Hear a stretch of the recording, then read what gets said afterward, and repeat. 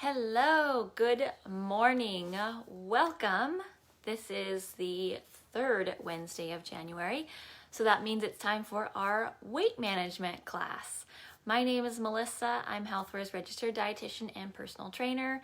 Welcome if you're watching live or if you're watching the recorded version later on today, tomorrow, another day. I'm so glad you're here. Please let me know if you have any questions or comments in the little chat comment section of this video, live or recorded. I'm happy to answer any questions or hear any feedback you have. All right, I'm glad that my Wi-Fi is back to working right now. I know that a lot of us have been having a lot of wind at our homes, perhaps some power outages. So hopefully today's class will go smoothly with no power or Wi-Fi interruptions. Fingers crossed. All right. So our topic for today is discussing some tips on how to beat the quarantine 15.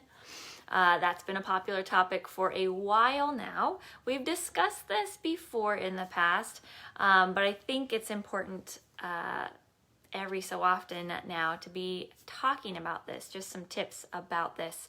I've had a few people recently that have been talking to me about their weight gain during these, well, at this point it's probably about 10 months, about weight gain during these last 10 months, just with schedules being different, gyms being closed, workout classes not being the same, being at home a lot more, and things are just a lot more difficult nutrition and exercise wise during these quarantine months.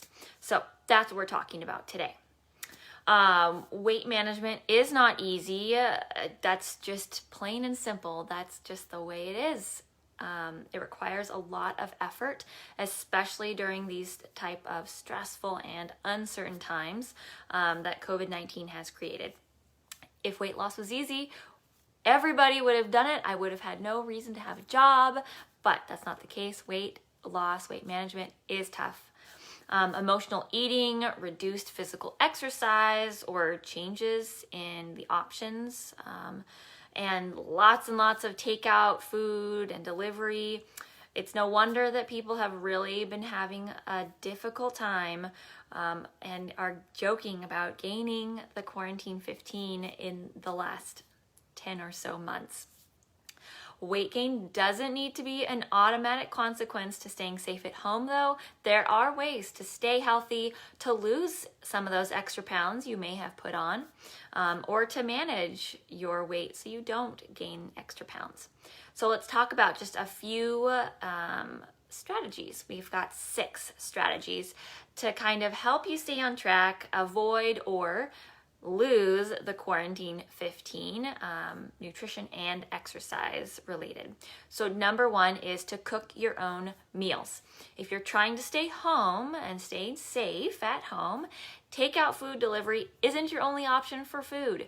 It's a very popular one these days, and it is good to support our local businesses, yes, but for your own health, it is a little bit more healthy to eat at home. Many grocery stores offer contactless grocery delivery or pickup, sometimes for a small fee, sometimes for free. And that allows you to get fresh, healthy ingredients that you can turn into great meals. When you cook at home, when you cook your own meals, you have a lot more control over the nutrition. So how much sodium it has, how much fat, what types of foods. It's just a lot easier to stay healthy with your foods when you are cooking them at home. And next week I have our plant-based cooking class that I'll be teaching again. It seems like it's been a long time since our last one, but we've got it coming up next week. So that gives you some more resources, some more ideas for cooking at home. All right, so number 2 tip would be to follow a meal and or snack schedule. I know it sounds silly at home, but being at home means that we're near the kitchen a lot more. And that can mean that we're eating a lot more. Just the environment of food tends to make us eat more. Create a structure for yourself with set meal and snack times. If you tend to fall into that grazing trap, stay away from the kitchen unless it's a designated meal or snack time. 3 meals a day. Oh, my apologies. 3 meals a day, 2, 3, or no snacks. Whatever works best for you, set up that structure for yourself and commit to it. Number 3 is to keep a food journal. This can go along with that grazing or mealtime snacking, or mealtimes and snacking. Things become a lot more real when you see your food intake and your beverage intake written down. Yes. Start tracking everything that you eat and drink, and if you want, take it a step further and record any feelings or emotions at those times that you're eating. Also keep track of the times as well. You may begin to see patterns, especially with the emotions or feelings if you're tracking those as well. And that can help you create more strategies beyond just what we're talking about today, more specific strategies for staying on track with your nutrition. Number 4 is to schedule your exercise. Just like scheduling your meals and your snacks, scheduling exercise can be very helpful. Our lives these days tend to be a little less scheduled. Everything kind of blends together. You may have heard Blur's Day. Every day just tends to blur into the next. So having an actual schedule for yourself, exercise and meals, can be helpful, recreating that structure. Think of your workouts like important meetings with yourself, because they are. Set a specific time to exercise and write it on your calendar, wherever you keep track of your schedule, whether it's in your phone, on a calendar, on the fridge, wherever it is, write it down. You can even go further and write out what workout you plan to do. You can set out your exercise clothes and shoes in a specific place so that you see them. The decision is already made that you're going to put those clothes on. Whatever extra steps help you, do those, and then make sure you do show up for that meeting. Very important. Number 5, along with the exercise part, is to find exercise that you actually enjoy. So if it's a total drag, you're way less likely to stick with it, to stick with that scheduled meeting.